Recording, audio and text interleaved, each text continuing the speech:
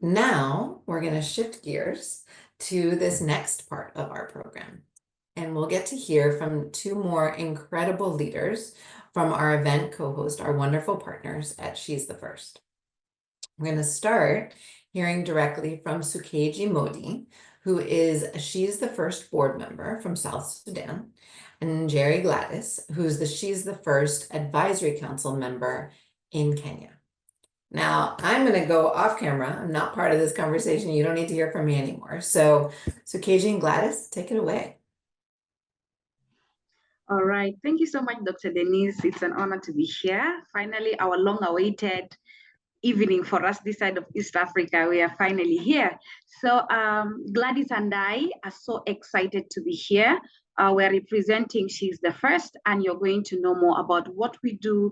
You're going to know about our insights, our motivation, and the various things that we do. So my name is Sukeji Modi. I am a South Sudanese, but I'm currently based in Kenya, and I'm a board member at She's the First. Just to begin with, allow me to enlighten my roles at She's the First. As a board member, I'm 22 years old. Usually when we mention the word board member, people think of an older person who takes that position in any organization. But at STF, here I am today as a 22-year-old and proudly running the role of a board member.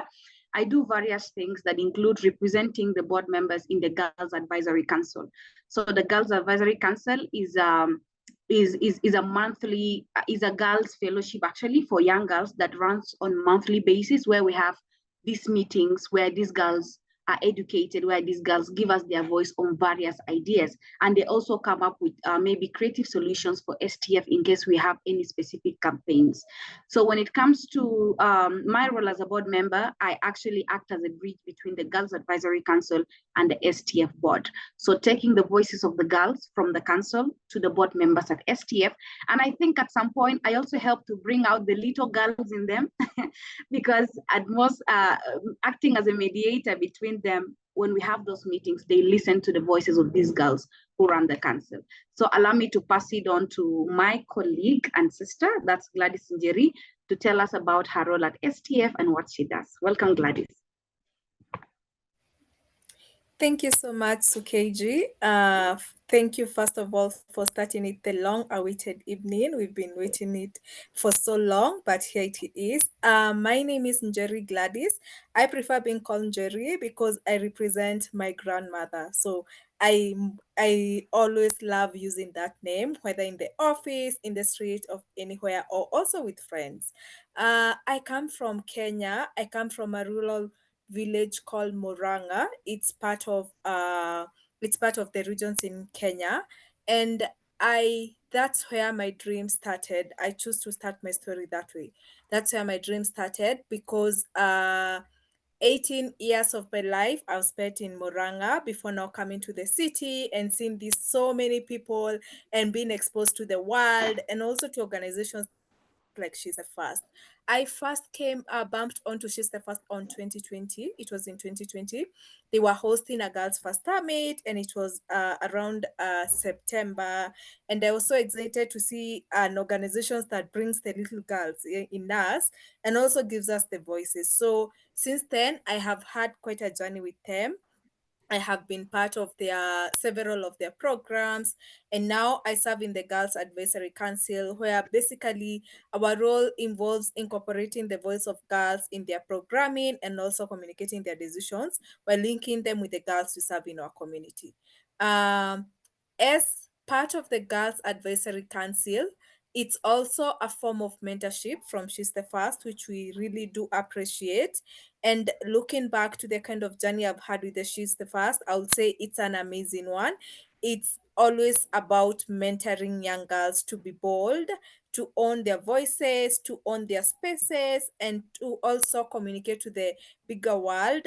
Dia spoke about how she dreams of having, maybe in years to come, having girls below the age of 25 in such conversations or in global decision making spaces. And here I am, Dia.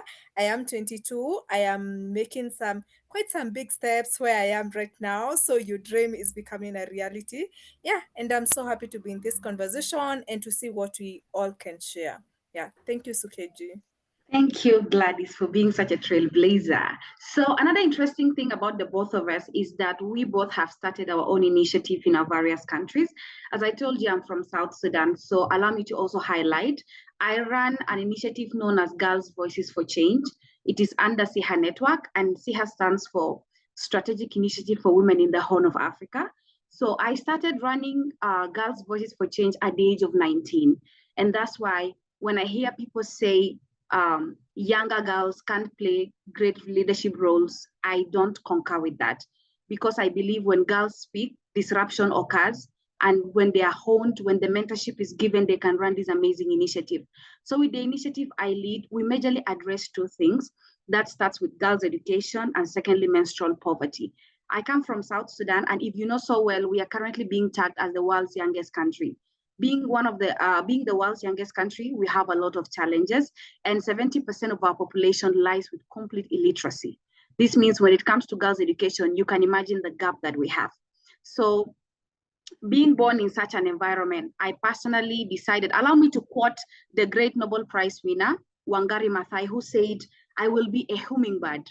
She said it because the hummingbird was the only animal that accepted to take water to the burning forest when everyone thought it was impossible. Even with the 70% rate of illiteracy in my country, I am not challenged. I believe my initiative is still making change. We do mentorship programs annually that we do mostly 3 times in a year. We go ahead, we reach out to girls in the rural areas, we reach to girls who are already in school, and also in handling menstrual poverty, we also do safe spaces for girls. We educate them on menstrual health in most cases. So because also we have a lot of incidences of teenage pregnancy simply because girls are not well educated when it comes to reproductive health, I amplify my voice as one that has been mentored, as one that has that accurate information to be the change that I want to see. So my long-term vision is to increase the intensivity of this program, because I usually do it about twice in a year. That's when we have the reach outs. But with the gap and the 70% population, this allows for more intense activities to be done. From the little I have been doing, that may look little from my side because my dream is so big, there has been a lot of changes, a lot of tremendous community transformation that makes me believe that when girls speak, disruption is not an excuse. Changes happen, and girls will always learn from other girls. So being a champion of a girl-centered approach makes the world align together with our vision as girls. So allow me to pass it to Gladys to also tell us about Her Voice Matters, since she runs that initiative. Wow, thank you, Sukeji, for that. And Her Voice Matters is, as it says, it's giving young girls a voice. So this is an initiative I started back in 2020. I am a writer. I love writing journals, articles, blogs, and maybe any inspiring messages. And recently I am into designing. And from being a writer and a designer, I see it as a way of passing my message. So back in 2020, in the county where I come from, that is Moranga, the teen pregnancies were at a rate of 34%. That used to mean 7 out of 10 girls of teenage girls were pregnant. That was a key issue, and it was something alarming at that time. Though, as we continue looking back in the recent statistics in 2022, that has reduced. But then looking back, this was my motivation to start my initiative. We were talking about a time where almost 65% of girls would have to miss out schools, also informal settlements where they are undergoing their menstrual periods due to lack of the period product. So looking back in 2020, this was something that motivated me to start Her Voice Matters. It basically started as a writing platform. I remember I started on Facebook. I used to write some articles and then maybe share with people on WhatsApp and other platforms just to read. And with time, one of my friends challenged it to change it to a mentorship platform. So that's how I started doing mentorship in schools. And when now I came into the city, I was inspired to do this in the informal settlements. And this involved first visiting the area and getting the reality on the ground. And it was something worrying. It felt like, as much as I thought that Moranga was really affected, getting to these informal settlements like Kibra was something that inspired me to do something greater rather than now only focusing on Moranga County. And looking back, we've had projects and maybe programs around SRHR. This is also ensuring that girls have access to comprehensive sexuality education, they have opinion about their body, and also mentoring them to also show them how they can own their voice, how they can also own their opinions, and how they can also speak out these challenges that they face in their daily lives. So we basically focus on SRHR, mentorship of these young girls to become the leaders that they've always wanted, and also trying to address GBV among adolescent girls, since it's still something that goes on, and also seeing how we can connect the community and some of its leaders. By leaders, I'm looking at the community leaders in that area, and also seeing how they can help them. It feels different when a leader hears about a challenge directly from a girl whom he will consider as a daughter, compared to when they read this from the newspapers and everything. So for the last around 4 years, we've been so heavily focused on mentorship of these adolescent girls in primary schools and some of the secondary schools in the informal settlements. And looking at the work we do, my long-term vision is making this a bigger mentorship platform. My dream has always been this Voice Matters initiative being a foundation where all girls around Africa can reach out in terms of mentorship, because I greatly attribute where I am due to the power of mentorship that I have had, the people who have had to hold my hand, the organizations like She's the First who've given me such a platform to also be able to achieve what I always dream of. So I envision it being a mentorship platform for adolescent girls, and also as a transition to young women, also giving them access to economic opportunities which can earn them a living. And also, we are at a time where we all know when you have money, you have the voice, you hold the power. So how can we give them this power? Is also giving them access to all the basic needs that they require. Yeah. All right, thank you, Gladys. You're inspiring, and I know leaders always have something to tell people. So, just on a quick one, since we are time bad, and I really want us to voice all that we have prepared. Like, what advice would you give to young girls who would desire to actually become a leader like you in 1 or 2 sentences? Wow. I'll do it in 3 sentences. First of all, own your voice. Your voice is powerful. Your voice matters. Mm, Secondly, be you. Never sacrifice yourself so as to conform to what the society needs you to be. So always be you. And lastly, live your dream. Actualize your dream. There's that power in dreaming, but also actualizing your mm, dream is something big. mm. And I'm also interested to throw back this question to you, Sukeji. What advice Yeah. do you have for these fellow young girls? All right. So interestingly, I personally believe every young girl needs to believe in the beauty of her dream, because I one day had a dream that I wanted to lead an initiative and it's happening. And secondly, girls should value and look out for mentorship opportunities. It is important. Mentorship makes you what you think you want to become. And I think lastly is that they should take part in volunteering, because that makes you actualize your dream already. So Gladys, as we approach the International Day of the Girl Child, what is your message outside there to policymakers? Looking back to something Dia said, girls having positions in key decision making spaces, that's something I want to pass to these leaders and the global policymakers.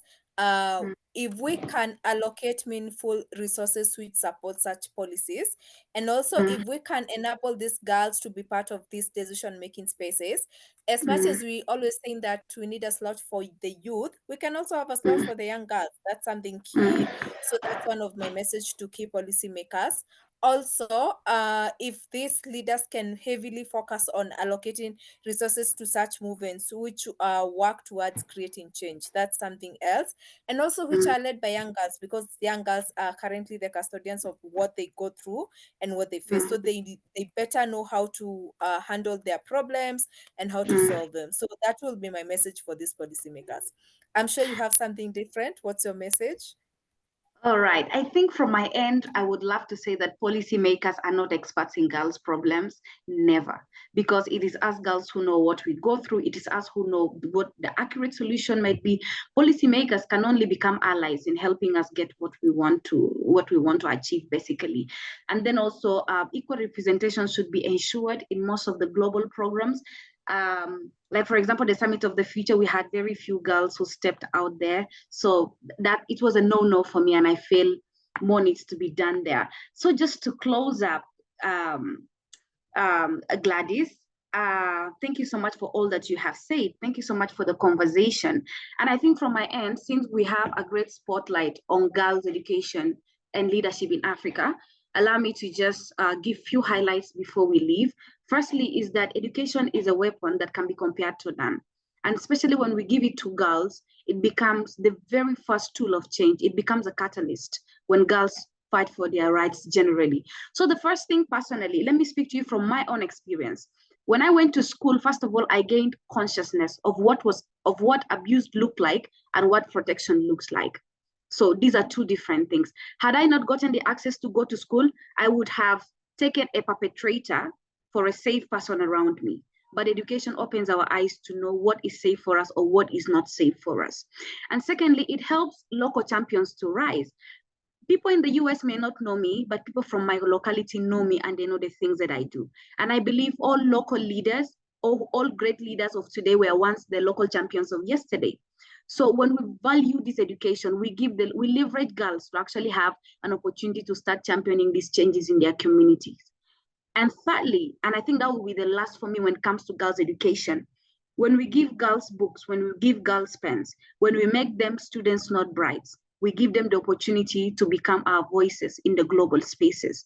That's why if we continue and we add more efforts, if girls continue to go to school, that means that even in the nearby future, the Summit of the Future or any upcoming summit to come will have very tremendous girls who will lead these power-packed programs. Yeah. So in conclusion, allow me to just say that thank you so much, Gladys, for being amazing. And we also appreciate She's the First for giving us this opportunity, amplifying our voices, believing in our dreams, and causing us to be here today. And if you're a girl and you want to get involved in STF, you can actually start a chapter, and from there we can leverage together our advocacy skills as we move on generally. So at this point, allow me to pass it back to Dr. Denise as I warm up for my spoken word at the end of the program. Thank you. I can't wait for your spoken word at the end of the program. Thank you so much, Sukeji and Jerry. What an incredible, powerful conversation. So many themes that I think to me really resonated that I just wanted to highlight a few. I think, Sukeji, how you shared about education is a catalyst, right? It's when girls have access to education, that's where they start to realize their power as leaders to fight for their rights more broadly. I think is so powerful. What you talked about of really the true and deep power of local leaders and supporting local leaders to develop the vision for change and the vision for the future, and that we know that the girl champions of today are the leaders of tomorrow. And so we must be supporting these girl leaders in advancing their vision. And then in Jerry, the piece of advice, the 3 points of advice, I wrote them down. Both because I wanted to highlight them here, but because also I wanted to share them with my own daughters. So 1, owning your voice. Your voice is powerful and your voice matters. 2, be you, which I tell my 12-year-old often is sometimes the hardest thing and most important thing there is to be. And 3, live your dream. I think if we all were to follow that advice, no matter what age we are, we would be living better lives. So huge thank you to you both for just such an incredible conversation and the incredible work that you do every day. I think as I think about the different sections of our program here today, there are a few themes that kind of jumped out across the different conversations. One, girls are not beneficiaries. They need to be in the driver's seat. They're partners in co-creating solutions. We, as the adults, have to be willing to let them lead. And we in the global community, especially in philanthropy, have to invest in their vision for change.